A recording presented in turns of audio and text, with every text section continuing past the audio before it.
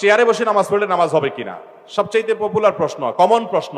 এই প্রশ্ন সব জায়গায় সব এলাকায় মানুষ করে, চেয়ারে বসে নামাজ পড়লে নামাজ হবে কিনা। যারা আল্লাহ তাআলা সুস্থ রাখছেন কমর টমর, এরা মনে হয় চেয়ারে বসে নামাজ পড়া মানুষগুলো দেখলে খুব মেজাজ গরম হয় মনে হয়। অথবা যারা চেয়ারে বসে নামাজ পড়েন তাদের মধ্যে অনেকে মনে করেন যে চেয়ারে বসে নামাজ পড়লে একটু ভাবসাব আসে কিনা আল্লাহ জানে।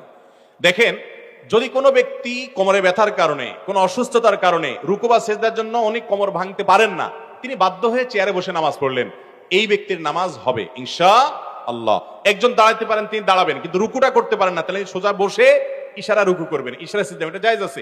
নবী করিম সাল্লাল্লাহু আলাইহি ওয়াসাল্লাম এক সাহাবীকে বলেছেন, তুমি দাঁড়িয়ে নামাজ পড়বে, দাঁড়িয়ে পড়তে পারো না বসে পড়বে, বসে পড়তে পারো না তুমি ইশারায় পড়বে, কিন্তু নামাজ তোমাকে পড়তে হবে।